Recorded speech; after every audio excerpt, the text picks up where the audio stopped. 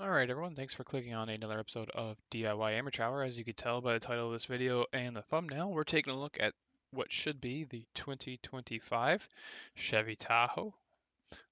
The spy shots that are posted from gmauthority.com.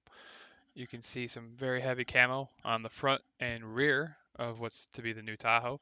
They're not too concerned with showing off the doors, which tells me they're not going to change the doors a whole lot from the previous Tahoes and Suburbans. But as we go around the front of the car here, you're going to see what has become the norm in the industry for the last 5-10 years. You've got your LED light strip around the headlights. You've got your giant wheels. Those look to be at least 20-inch wheels, if not 22s. Multi-spoke design. It looks to be a little different from what we've seen from Tahoes before. But we will scroll over towards the passenger side here, and you can get a little bit better shot of what could be the front end of the new Tahoes. You can see more camouflage on the wheels themselves. They're trying to hide their new wheel pattern. As we continue over and get a better shot of those wheels. So the outgoing Tahoe and Suburban um, did not come with the 3-liter Duramax in the Z71 package. That is set to change for 2025. You get the Z71 off-road Tahoe and Suburban. You can now get the 3-liter diesel, which is said to put out 277 horsepower and 460 foot-pounds of torque. That, of course, going through the 10-speed automatic transmission. As we go back to the rear of the Tahoe, you can see your dual exhausts. Each exhaust side has double tips. For sporty, aggressive look, it looks really reminiscent of the C8 Corvette to me. You can also see that lower control arm hanging down quite far. Could just be the angle of the photo, but it does seem to hang down a bit further than what we've seen on previous generations of the Tahoe. The pricing for the 2025 Tahoes is only going to increase. 2024 Tahoe started at $58,195 and went up all the way to $76,895 for the high country. So you're talking about almost $18,000 in options, plus whatever you can put on top of the high country in terms of options. So if you can throw the 3-liter Duramax on the Z71 or the high country, then obviously that price is only going to continue to go up as well as inflation. But we will continue on to some generated images of the Tahoe. These are not confirmed by GM, but these are what GM Authority blog has rendered the front end of the Tahoe to be. It's sporty.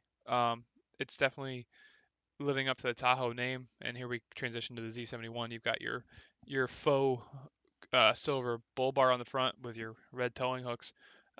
I don't know if people think that different colored tow hooks change their capabilities, but they seem to be all the rage. And you can see these taillights, you can see these headlights on this Z71 rendition are significantly different than the previous photo. We'll bring that photo back up and you can take a look.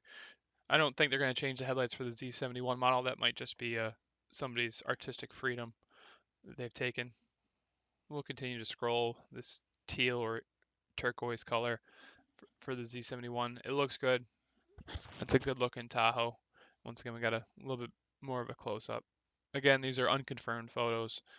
GM Authority's kind of taking a stretch with what they believe the new Tahoe will look like. And then we'll scroll down to the looks to be a skid plate option for the new Z71 Tahoes. They're really trying to advertise these $80,000 Suburbans, Tahoes as off-road machines. I don't think you're going to find a lot of people taking their $80,000 luxury car off-road, but we'll transition to the inside. It's kind of heavily camoed with the plastic wrapping here, but kind of in line with the automotive field now is you just have miles of touchscreen on the inside of these new cars. I think it looks good. It looks like you still have some physical buttons and knobs for your heating and air conditioning controls. And obviously you have buttons on your steering wheel, but there's just a lot of touchscreen inside these new cars. You still have the 10-speed automatic transmission, And it looks like we may even be transitioning to a column mounted shifter once again. If you look at just to the right side of the steering wheel, it looks to be your shifter to the right instead of the buttons and levers that we were used to in the 2024 Tahoes. Curious, what are you guys' thoughts on that? Do you like going back to a column shifter, or do you think the buttons should stick around? Let me know in the comments down below what you think of the new 2025 Tahoes. What are your thoughts, feelings, concerns? Are they overpriced? Should we go back to a little more bare bones SUV? Let me know. Thanks.